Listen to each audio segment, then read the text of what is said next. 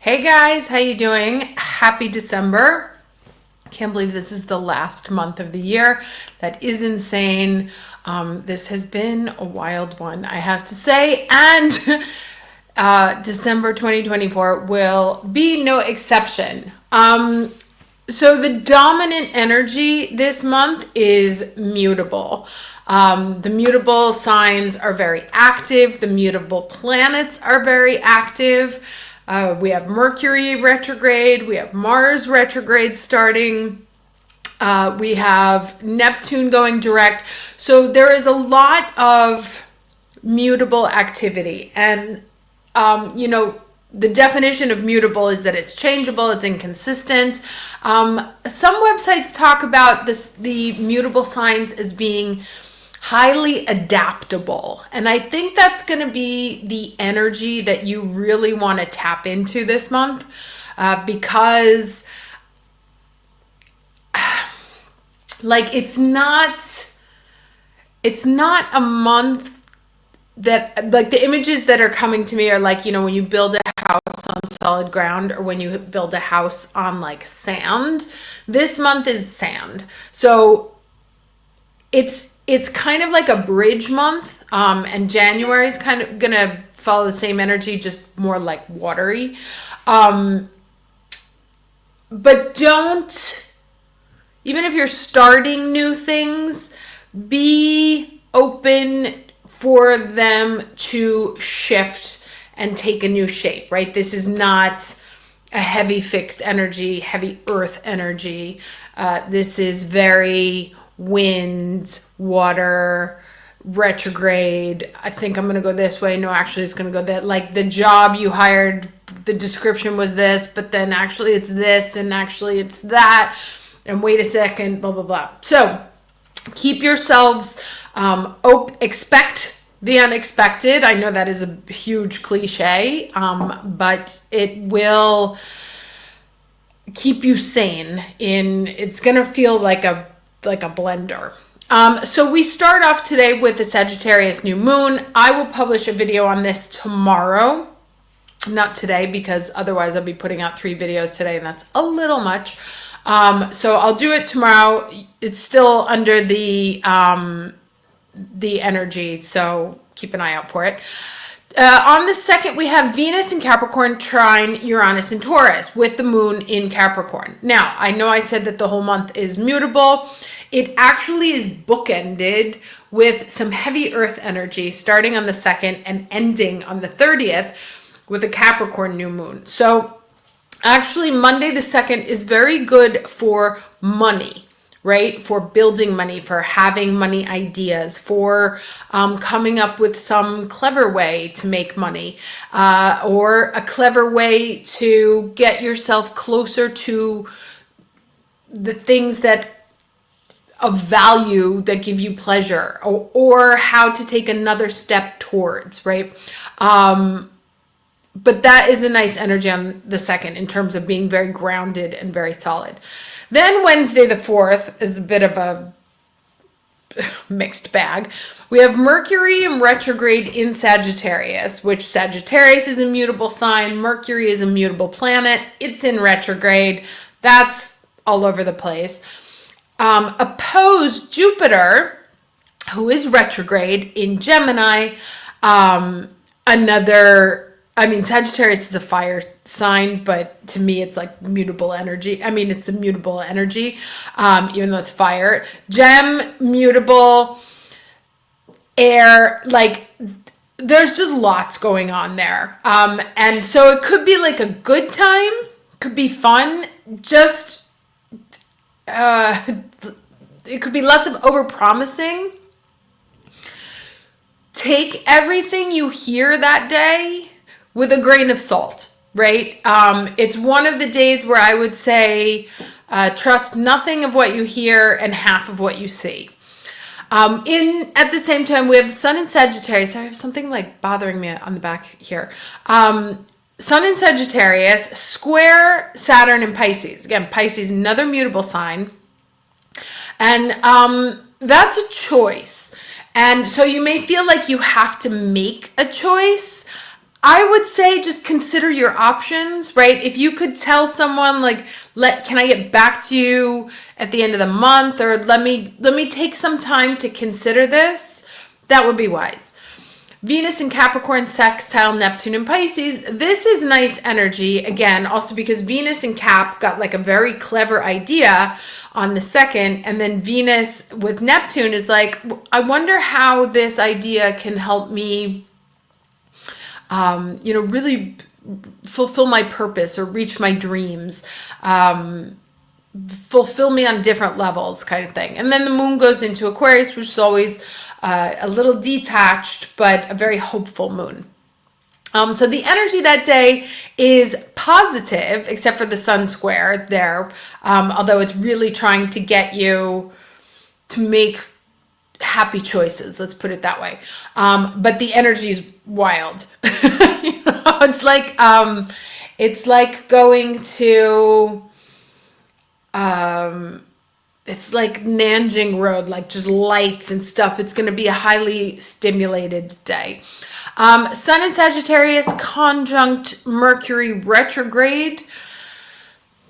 This is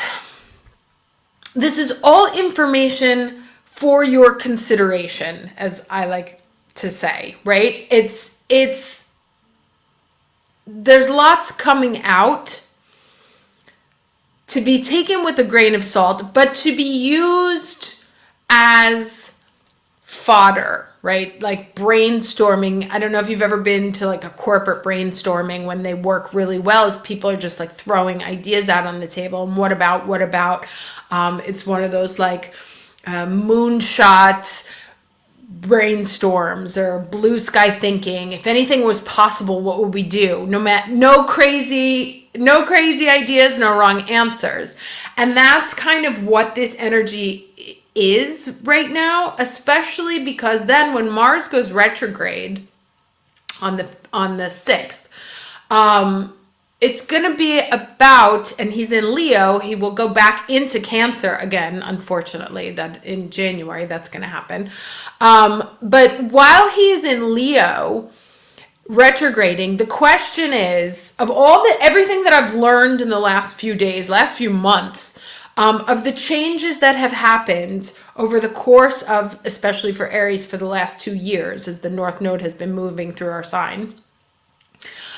What do I want? What makes me happy? What makes me feel valued? What makes me feel creative? What brings me joy? Where do I feel like the king of my own castle? Leo energy, very royal, it's creative, it's fun, which is weird. I always thought it was weird that Leo was associated with creativity, like joy, because I don't know any like joyous Leos. They are all so serious, but whatever.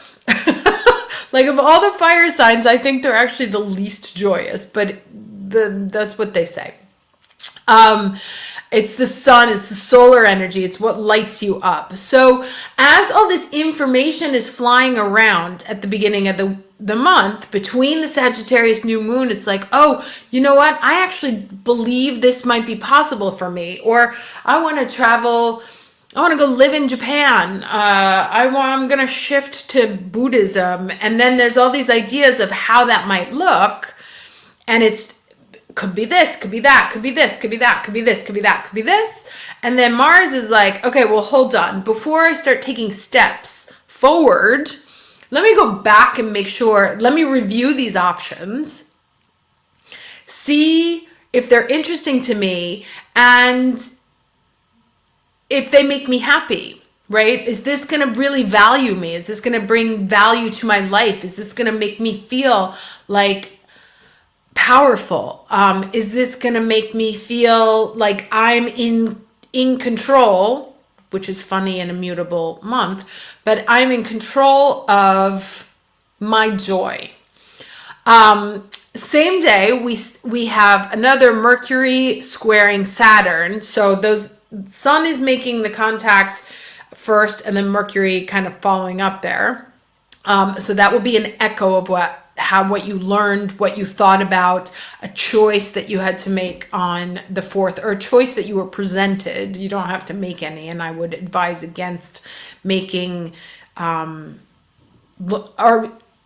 I would advise against thinking of any decision as set in stone. Let's put it that way.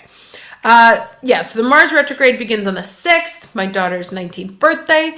On the 7th, Neptune will go direct. So he's also stationed when he's making these contacts with Venus there. Was there another one? No, it's just Venus. He is stationed. So he is like come to the end of his retrograde. He's ready to go forward. This is a nice energy because when Neptune is in retrograde, it's very hard to fool ourselves. So even though it's not great, like you see the darker side of things when Neptune is retrograde. So this is kind of like a little bit of that rose-colored mist coming back in, some optimism coming back into, well, maybe I actually could make that happen kind of energy. Venus moves into Aquarius on the 7th as well. I have Venus in Aquarius. This is, a sapiosexual love of internet, love of astrology, detached, let's be friends first kind of energy. You may meet, you can come up with like really unusual ways to make money. You may find unusual partners. That's the energy. And then we have Sun in Sagittarius opposing Jupiter in Gemini. Remember the Mercury did that on the 4th. So that will be another echo from there. They're kind of like switching off who does it. This is again, information, lots of it. Hold on to it, put a pin in everything. It's there for reflection. On the 9th, the moon moves into Aries. Pretty quiet week, thank God, because you're going to need some time to decant. On the 11th, the moon moves into Taurus. On the 12th, Venus in Aquarius opposes Mars retrograde in Leo. Now, this is about finding balance, and Venus is being, right, like as Mars is trying to figure out what makes him happy, what makes him feel powerful and feel like the king of his own castle, Venus has like some nutty ideas about how to do that or what she likes. And so she's like, what if I, this could be interesting, or this might be weird, or this would be alternative.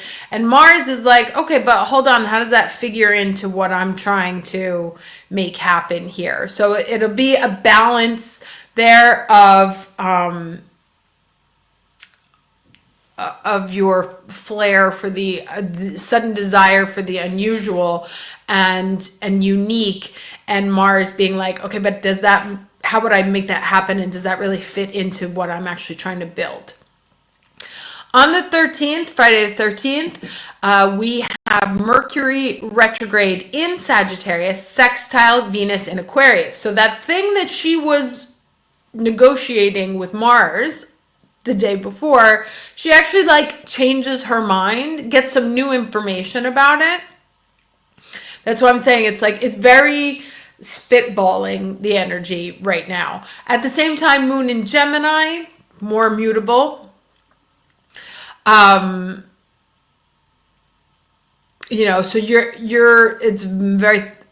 it's not very thoughtful. It's very active brainwaves.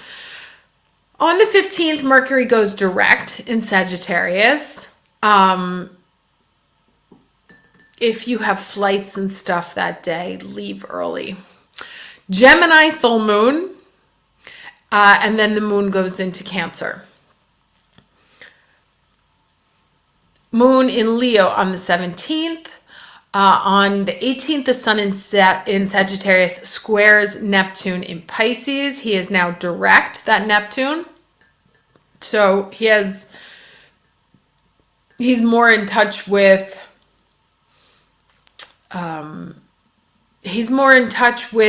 what heals him at this point. And he's ready to move forward. Now remember, Neptune is in the very last degrees of Pisces and is about to move into Aries. And so there's a sense of urgency when that happens, especially for these big transits, because he's been in there for so long and now he's about to go into a sign that he definitely doesn't like being in. Like, he's in his domicile right now, but he knows, he's conscious of the fact that he has very little time left there before he's literally going to go to, for lack of a better term, war, for what he's going to fight for, what he has understood in these last 15 years or whatever, 7 years, whatever they've been. And so the sun in Sagittarius, they're trying to find a deal. And it's another choice point there, either or, stay, go. Is this right or is this not? Do I believe this is really the question there. Is this thing true? Like, is this thing that I believe actually true? Or is this thing that I believe, am I willing to just believe that it's true, even though now I know it's not? Venus in Aquarius trine Jupiter in Gemini on Thursday. This is very nice energy. Has a great idea, and Jupiter's like, oh, actually, there's like multiple ways we could make that happen. He is still retrograde though, and he will stay retrograde until February. Moon is in Virgo. And this weekend here, the 20th, 21st, great for getting things done. It is the most solid you will feel all month, because the moon is in Virgo, the sun moves into Capricorn. We are at the solstice there on the 21st. So this will, the energy will come down a little bit here. You'll feel a little less like crazy. Moon moves into Libra on the 22nd. On the 24th, we have Jupiter retrograde in Gemini squaring Saturn in Pisces. Again, there's more of that mutable energy there. Moon moves into Scorpio on the 25th. On the 26th, we have Mercury in Sagittarius opposing, who is now direct. And remember, we start the month off with this. So it's up here on the, I don't know if you can see this thing. I hope so. I haven't been moving an arrow, but on the 4th, there's the Mercury retrograde in Sagittarius opposed Jupiter retrograde, and it happens again on the 26th, except Mercury is direct. So this is the other side of that information that you get, and this is like the rethinking of it. Mercury in Sagittarius square Saturn in Pisces again. Where was it before the first time? It was up here on the 6th. So there's a direct echo of those two transits. Moon moves into Sagittarius, bringing more of that mutable energy. It's like mutable. It's wild. Mutable. On the 28th, Venus in Aquarius square Uranus in Taurus. Not nice energy. Breakup energy. Both parties are fixed signs, right? Venus in Aquarius likes what she likes. Uranus in Taurus, although they're in mutual reception, they're in each other's houses, because Venus is in the sign ruled by Uranus, and Uranus is in Taurus ruled by Venus. So they're in mutual reception, which means that it's like a house swap kind of thing, except they don't agree on the rules of engagement. Or it's like, there's like €100. Do we send it to you or do we send it to me? No, it's mine. And that can cause some tension. It can cause, that can be a loss, a breakup. You may have to decide where you want to dedicate your resources. But that's anytime I see a Venus square Uranus, I say, if you don't want to break up, don't start a fight that day, because you never know how things are going to go. And with them being in mutual reception, relationships can blow up quickly, because Venus in Aquarius actually doesn't even really want to be in relationship. And Uranus in Taurus doesn't even, he is adamantly firm and fixed about not being grounded. So they each have each other's energy, even though it's not natural to them. Like Venus wants to be in a couple, but in Aquarius, she absolutely does not. Or she wants to be in a couple on her terms. And it's going to be different rules. And Uranus is like, I do not want this stability anymore, but like, how do I mix up this house so I can feel comfortable? So that is like I said, if you don't want to break up, don't have difficult conversations on the 28th. Or like, pick on your boss and stuff like that. That is blow up the whole thing energy. Moon in Capricorn.